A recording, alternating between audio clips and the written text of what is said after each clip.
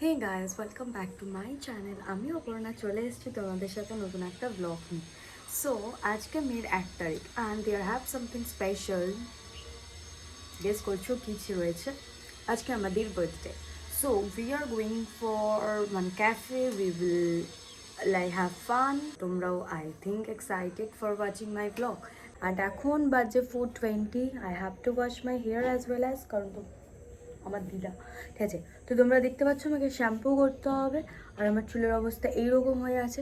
তো প্লিজ যদি পুরো ব্লগটা দেখো তাহলেই তোমরা বুঝতে পারবে কতটা ফান করেছি। So stay tune. আমি জানি না এই ক্লিপটা রাখবো কি না, খুব অদ্ভুত দেখতে লাগছে কারণ মাথায় জাস্ট হেয়ার মাস্ক লাগিয়েছি। And I am so grateful for my parents, my দিদা। লাইক ওদের কিছু হয়ে গেলে না আমি জাস্ট অকেজো হয়ে যাব। আমার দিদাকে বললাম যে আমার মাথায় বেশ কিছু পরিমাণ ড্যান্ড্রফ হয়েছে, তো তার জন্য আমাকে সুন্দর করে মাথায় গ্লাইকোলিক অ্যাসিডের সিরামটা দিয়ে দিয়েছিলাম। ওয়েট, আইল শো ইউ কোনটা। এই যে এইটা 8%। দেখো বেশ কিছুটা মেখেছি, মোটামুটি তোমার এইটুকু তো এতটা মতো ছিল, এতটা এইটুকু হয়ে গেছে। এটা দিদা সুন্দর করে ধরে ধরে আমাকে মাথায় লাগিয়ে দিয়েছে। এই ফোকাস হ। অ্যান্ড দেন তারপরে আমি এখন হেয়ার মাস্ক লাগিয়েছি লরিয়াল প্যারিসের, আর জানো যেটা লাগায় আর কি সবাই, ঠিক আছে? ওটা লাগিয়ে ওয়েট করছি। 20 মিনিটস হয়ে গেলে মোটামুটি যাব, গিয়ে শ্যাম্পু করে নেবো। অ্যান্ড তারপরে দিদি ঘুম থেকে উঠলে আমরা সবাই মিলে রেডি হব অ্যাজ দিদির বার্থডে। তো ভেরি মাচ এক্সাইটেড। জিমটা যাওয়া হলো না, বেসিক্যালি আমি ল্যাদ খেয়ে গেছি, আর কিছুই না। তো যাওয়ার ইচ্ছে ছিল, যেরকম বলি কনসিস্টেন্ট থাকার চেষ্টা করি, but it's not possible always না, যে মানে সব দিন তো সমান যায় না। বাট না, কালকে যেতে হবে। সপ্তাহে 4 দিন ভাই, 4 দিন তো ওয়ার্কআউট ইটস নর্মাল, করতেই হবে। তো okay, that's all about that for now update. আর তোমাদেরকে রেডি হওয়া সমস্ত কিছু দেখাবো পরে। ওটা কতটা খারাপ হলে এমনি হয়, ভুল করে চার্জারটাকে নিয়ে বেরিয়ে পড়েছি। So as I told you, আমার দিদি আজকে বার্থডে আছে সকালে, তো আমরা বেরোবো। তো হ্যাঁ, আমরা বেরিয়ে পড়েছি, আমি মা দিদি মিলে। এখন যাচ্ছি দ্য ভবানীপুর হাউস, একটা cafe, like family type of cafe, যেহেতু মাও রয়েছে তো তার জন্য। আর ওখানে কর্নারে আমার দিদি বসে আছে আর এই সাইডে মা বসে আছে, ওদের সাথে দেখা করাচ্ছি একটু পরে। Zero sense, zero zero. আমি এটা ভিডিও বানাচ্ছি আর পিছনে মা বক বক করে যাচ্ছে। দিদি অ্যান্ড মাই মম। একটু হাই করে দাও সবাইকে। কি সুইট। আমার দিদি আজকে রেড পরি হয়ে যাচ্ছে, লাল পরি। লাল পরি।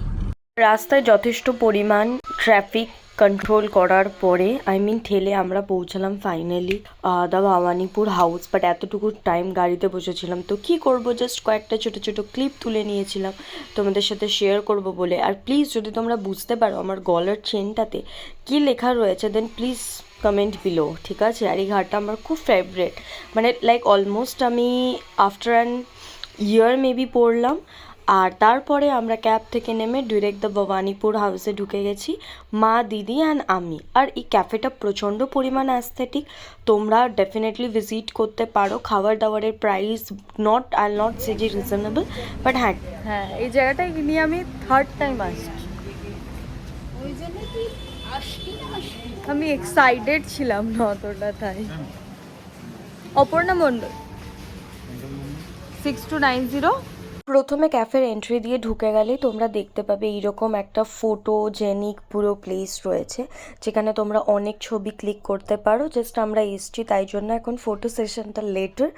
আর আমরা প্রথমে ঢুকে ফার্স্ট ফ্লোরে চলে গিয়েছিলাম। ইভেন ফার্স্ট ফ্লোরে গিয়ে আমরা লেফটের একটি রুম চুজ করে নিয়েছিলাম। বেসিক্যালি এই জায়গাটা রুফটপ, এই ব্যাপারে আমার দিদি পরে ভিডিও শেষে জানাবে তোমাদেরকে। আমাদের মেন প্ল্যানিং ছিল রুফটপে বসার, বাট ক্যাফের কিছু প্রবলেমের জন্য এই মুহূর্তে ওখানটা ক্লোজ আছে। তো আমরা তাই জন্য গিয়ে ফার্স্ট ফ্লোরে বসেছিলাম। আর তার আগে তোমরা একটু ক্যাফেটা এনজয় করে নাও।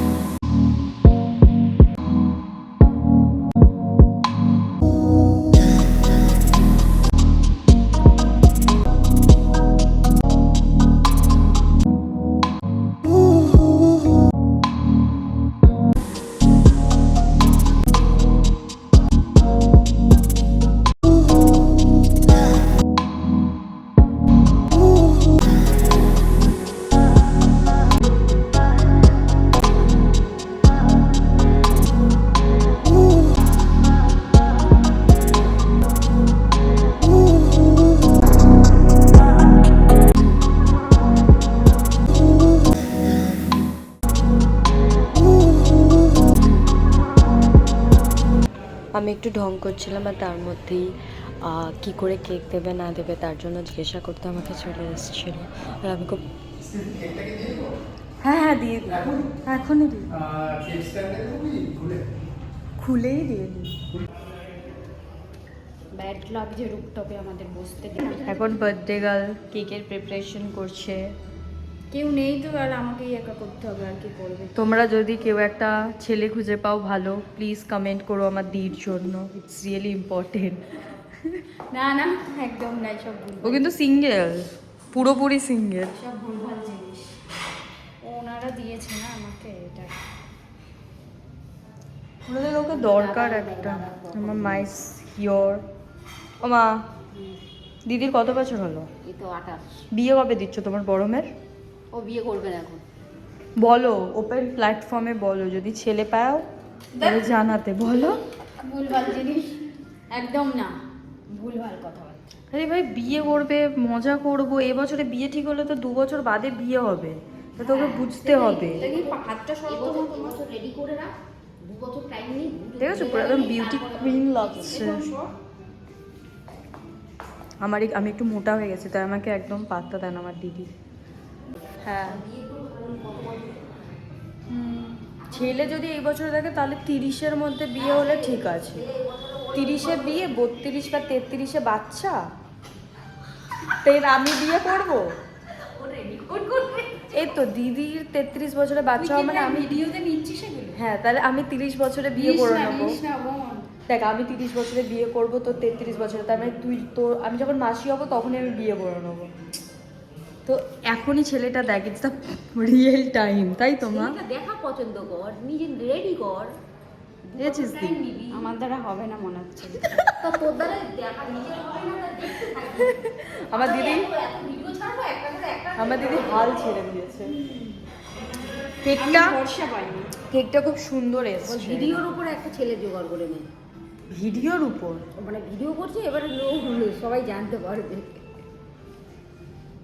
Happy birthday to you, happy birthday to you, happy birthday dear দিদি, হ্যাপি বার্থডে টু ইউ।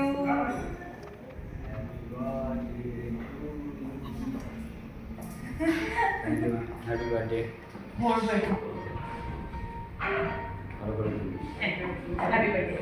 আপনি হাসাবেন না, জানতো।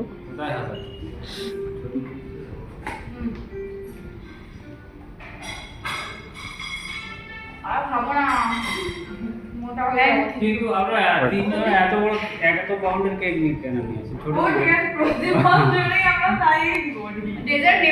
না না, আমি ওটা বলছি না, মানে এত বড় কেক তো।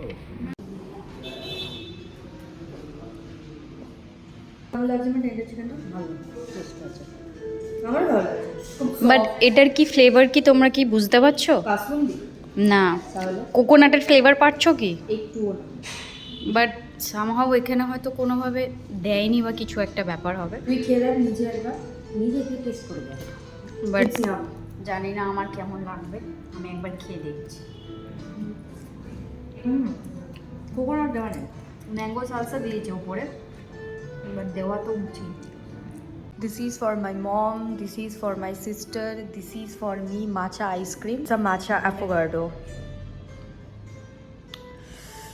এখন আমরা খাবো, and definitely matcha avocado, before that I never taste, so this is the first time. matcha usually আমি খেয়েছি, but অতটাও বেশি ভালো টেস্ট লাগেনি, but still it's like a risk kind of, তো দেখবো যে কেমন লাগে, and I'll definitely tell you what type of taste. আমি খেয়েছি, এটা ঠিক সজনে গাছের ডাঁটা যারা খেয়েছো তোমরা সেটাকে গুঁড়ো বললে যেরকম খেতে লাগে, কমপ্লিটলি সেম টেস্ট। নাও এবার ধরে নাও with ice cream, nothing more than that, simple. মায়ের হাতটা খারাপ। এখন আমি মাচা খাচ্ছি।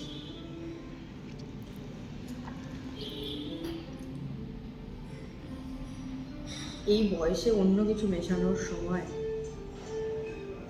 দেখো মা, পাতার রস। মা ওইভাবে কি দেখছো তুমি? খেয়ে টেস্ট করে বলো কেমন খেতে। কি বিচিত্র রে। কিন্তু এটা আইসক্রিম দিয়ে ভালো লাগবে শিওর। করেছি রিয়াকশনটা নিতে ভুলে গেছি। আমি তো বললাম এটা পুরো সজনে গাছের ডাটার পাতার সজনে গাছের ডাটার পাতার পাতা সজনে গাছের পাতা। হ্যাঁ না সজনে গাছের ডাটাটার শুকিয়ে গুঁড়ো করে। ও সজনে গাছের ডাটা শুকনো করা, আমি এর পাতা শুকনো করে খাই। নট পাতা, এটা ডাটা। and it's a আচ্ছা মাকে খাওয়া। মা প্লিজ গিভ মি রিঅ্যাকশন।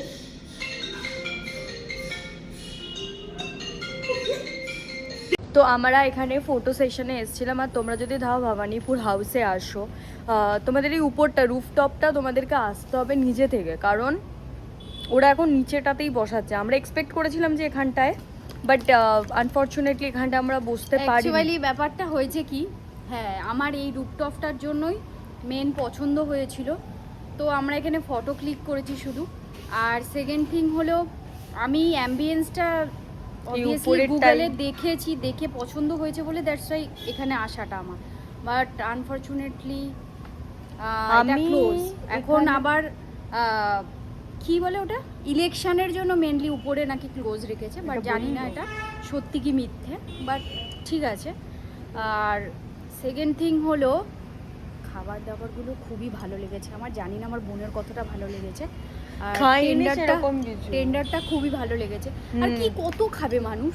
মানে যেটুকু নিয়েছি সেটুকু ঠিকঠাকই ছিল, ভালোই ছিল বেশ। আর আমার এই মকটেলস এখনো শেষ হয়নি। আমার মাচা নিচে আছে এখনো, আমি নিচে গিয়ে খাবো। মাচাটার রিয়াকশন তো তোমরা দেখতেই পেলে, আর কি বা বলবো, পুরো যাতা। তাহলে চলো নিচে যাই, নিচে গিয়ে আবার যা সব আসবে, যা অর্ডার করেছি সেগুলো টেস্ট করব, আর তারপরে তোমাদের সাথে শেয়ার করবো। ইভেনচুয়ালি এখানে ডেকোরেশনটা খুব ভালো পেয়ে, যদিও তোমাদেরকে আগেই দেখিয়েছি এই জায়গাটা, বাট স্টিল এই জায়গাটা পুরো ফটোজেনিক। আলুনি মাথা আছে এখনো। মাচাটা এখনো আছে। আর এটা নিয়েছিলাম টেস্ট করব, জাস্ট পেটলাম এটা টেস্ট করে বলছি কেমন। ব্যাগের মধ্যে না মানে দুটো ঢুকিয়ে দেবে তো।